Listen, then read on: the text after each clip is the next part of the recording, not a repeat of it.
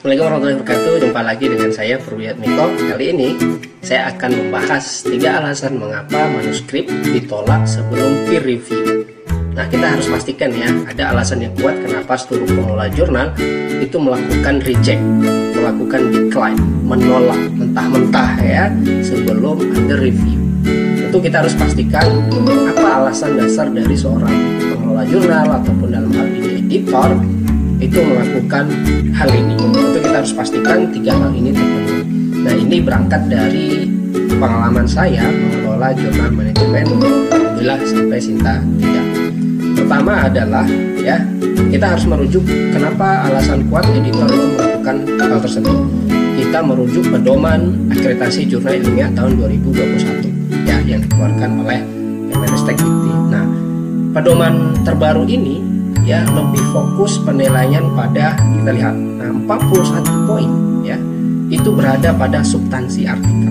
Nah, ini penting ya, substansi artikel itu menjadi poin terbesar dari unsur yang lain seperti penamaan jurnal, kelembagaan penerbit, gaya penulisan, penampilan ya, bahkan penampilan itu bobotnya hanya 1 poin. Nah, kadang-kala kita sering fokus ke sini. Nah, kita kembali lagi ke substansi artikel ya. Jadi pengelola jurnal itu ingin memastikan bahwa di unsur substansi artikel mereka memperoleh bobot tertinggi. Oleh karena itu mereka sangat ketat dalam hal ya memfilter artikel-artikel yang tentu sesuai dengan substansi dari jurnal yang mereka kelola. Nah, salah satu unsur dari cakupan artikel ya atau substansi artikel itu adalah cakupan keilmuan. Secara definisi, cakupan keilmuan adalah konsistensi sesuai dengan fokus ya dan skop suatu jurnal ilmiah. Jadi kata kuncinya adalah fokus dan skop itu harus memang sesuai dengan seluruh artikel yang diterbitkan.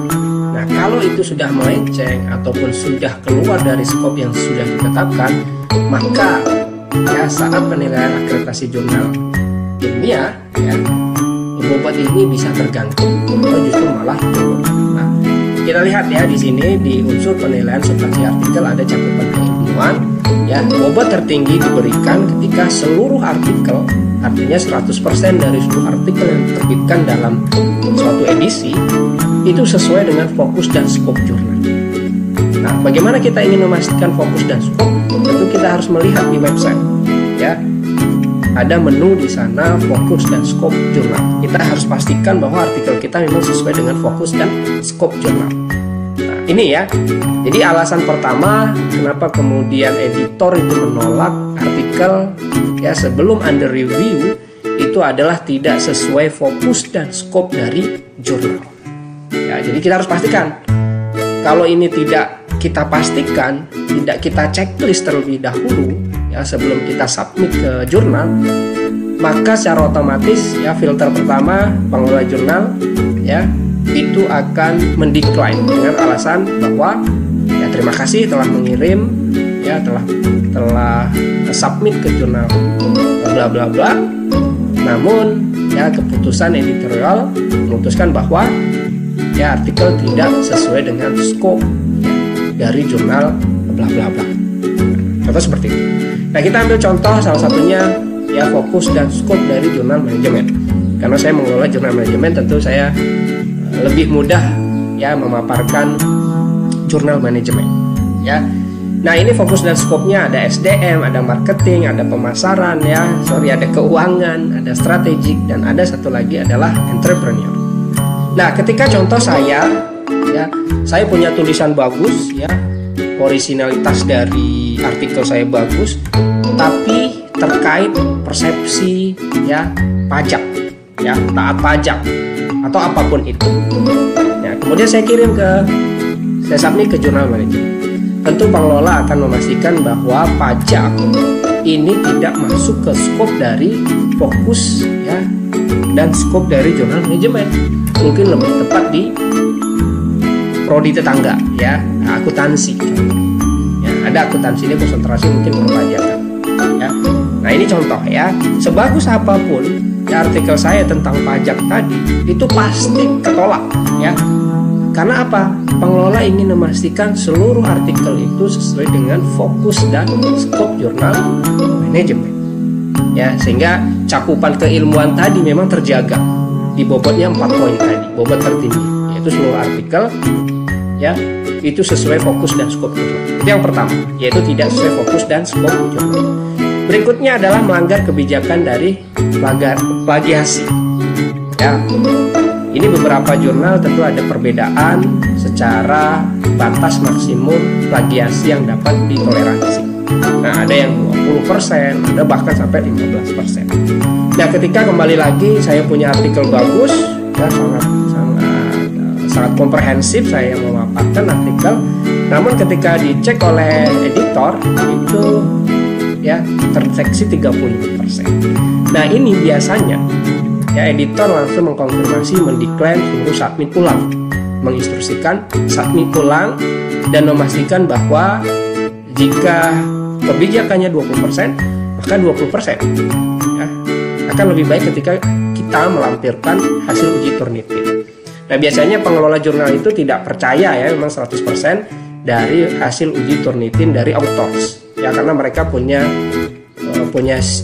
kebijakan bahwa seluruh uji plagiasi itu memang yang diakui adalah murni dari editor ya, karena ada beberapa praktik yang mungkin ini agak sedikit melenceng dari kebijakan plagiasi ya. Ini kami temui ya, ada perbedaan antara hasil uji Turnitin dari authors dengan editor.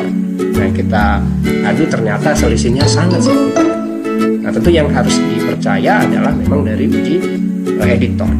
Yang kedua ini ya Bapak Ibu teman-teman semua, yaitu melanggar kebijakan plagiasi. Ini pasti ditolak langsung ya sebelum under review ya. Yang terakhir adalah tidak sesuai dengan author guideline ya, nggak sesuai ya, artikel kita tuh tidak mengikuti gaya selikung dari jurnal yang kita tuju, karena keunikan dari masing-masing jurnal itu punya namanya ya gaya selikung. Ya, selikung ini akan lebih diturunkan itu ke guideline dari artikel, sehingga format artikel harus sesuai, apakah tabelnya, penamaan tabel ya, kemudian referensi toolsnya ya, kemudian jenis penelitiannya. Ada beberapa jurnal yang memang boleh nih ya, boleh non empiris, ada yang memang kekeh empiris. Jadi kita harus pastikan kalau jurnal ini memang menerima hanya artikel empiris, ketika kita hanya deskriptif kuantitatif ya, mungkin saja ini tidak diutamakan ya, kecuali memang deskripsi kuantitatifnya memang sangat komprehensif ya. Kemudian originalitas karya, kemudian jumlah minimal kata. Nah, kepioniran ilmiah dalam akreditasi jurnal nasional atau di Arjuna ini ketika membuat artikel yang berisi karya orisinal dan memberikan kontribusi kebaharuan ilmiah sangat tinggi, ini bobotnya sangat tinggi ya, 6 poin. Maka kenapa kemudian editor pengelola jurnal itu harus memastikan ya memperoleh artikel-artikel yang sangat bermutu ya. Demikianlah yang dapat saya sampaikan, 3 hal tadi yang harus Bapak Ibu dan teman-teman semua pastikan checklist sebelum kirim ke salah satu jurnal tujuan Bapak Ibu adalah pertama memastikan bahwa artikel kita sesuai dengan fokus dan skop jurnal. Kalau itu sudah keluar, maka itu langsung di backlist ya, decline. Yang kedua adalah memang menaati ya kebijakan plagiasi di setiap jurnal. Tentu beda-beda, kita harus pastikan memang memenuhi ya kebijakan. Kalau 20% ya kita 20%, jangan lebih dari itu, supaya nanti kita bisa masuk ke tahapan berikutnya, yaitu tahapan peer review ya oleh reviewer. Ya, artinya diteruskan ya, manuskrip kita sudah lewat filter pertama, editor kemudian meneruskan ke memilihkan reviewer yang cocok dengan topik dari artikel kita. Yang terakhir adalah ya kita harus pastikan memang sesuai dengan author guideline. Kalau ini ketiganya kita terpenuhi, insya Allah kita akan terhindar dari penolakan lebih dini, yaitu sebelum under review sudah ketolak. Tapi kalau ini kita penuhi, nah insya Allah ya artikel kita itu langsung ke next step, yaitu ya diarahkan oleh editor, dipilihkan ke reviewer yang memang relevan. Demikian yang dapat saya sampaikan, mudah-mudahan bermanfaat. Mohon maaf suara saya mungkin agak kurang sehat ya, mudah-mudahan saling berbagi bermanfaat. Sampai jumpa di konten berikutnya. Assalamualaikum warahmatullahi wabarakatuh.